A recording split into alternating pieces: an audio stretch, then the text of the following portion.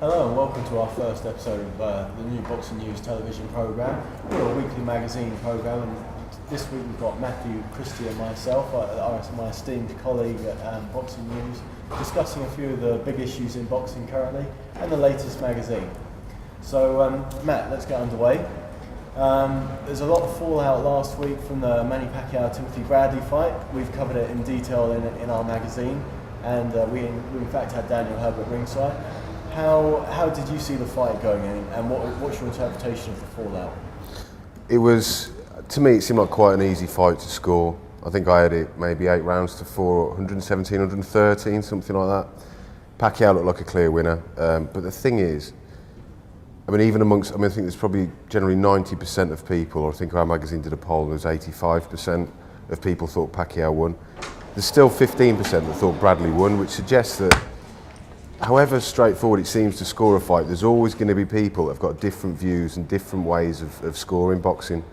And I think that's why we're never ever going to have everybody in agreement. It is completely subjective, of course, but from a personal standpoint, I don't see how anyone could have given Bradley more than 7 rounds. You know, that's obviously just something people obviously did, but you know, in terms of any more than 7 rounds, you know, you'd be looking at giving him obviously 8, 9, 10 rounds. No one, I think, had it that wide in his favour. Some people had it extremely wide for Pacquiao, didn't they? Sort of 10 rounds to 2, 11 rounds to 1, that kind of stuff.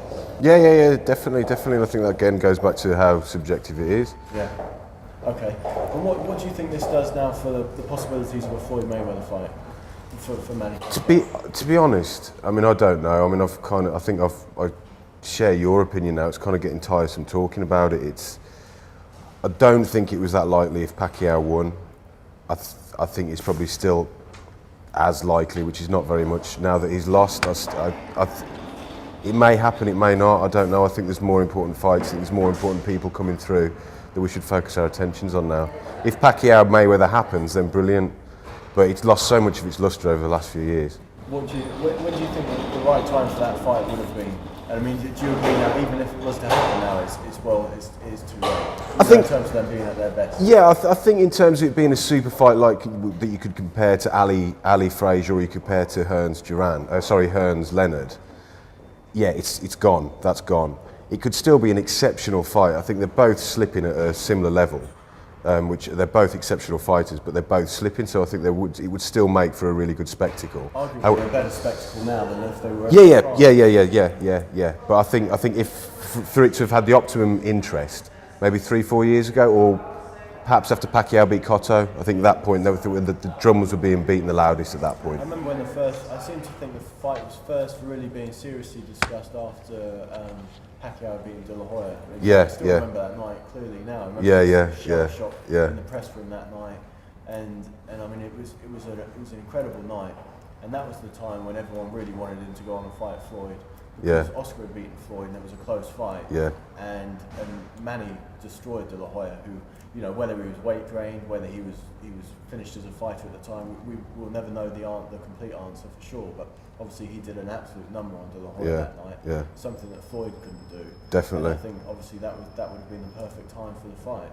It would have been amazing at that point. It really would. I mean, I still get excited about the thought of it actually happening, but I just don't think it will now. I just don't think it's going to happen.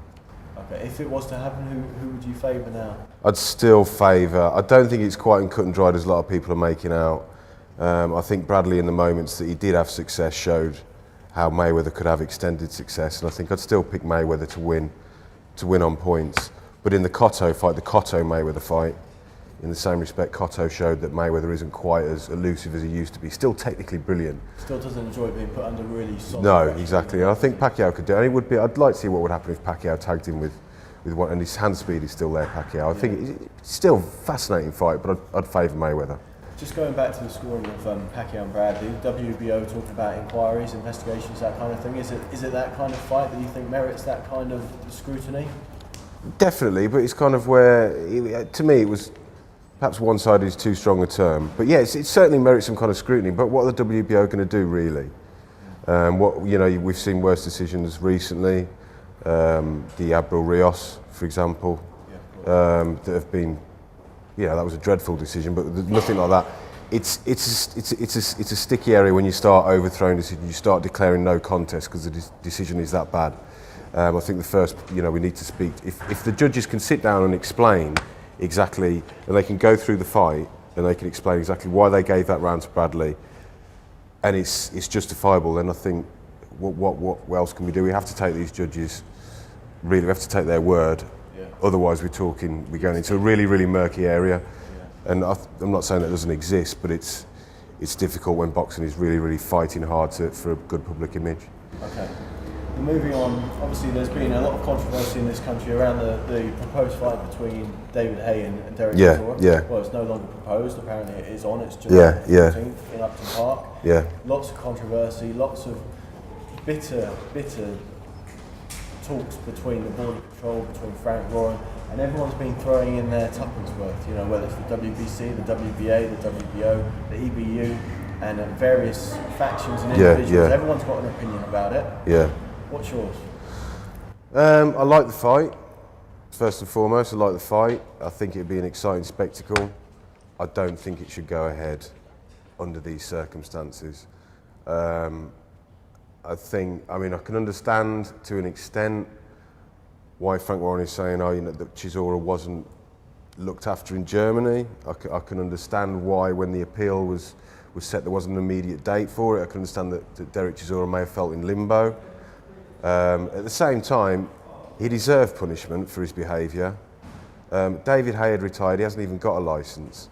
I just think that the likes of, you've got Bruce Baker and kind of this group that's been set up, they've got their issues with the board, which may be completely, the issues have got some substance in terms of they feel like it's hard for small promoters to put on shows, they haven't got the funds for it because of the amount of money they have to pay to the board. However, forget all that, this is the wrong platform for them to make this statement. By picking on this fight, it throws any kind of credence they've got out the window, in my opinion.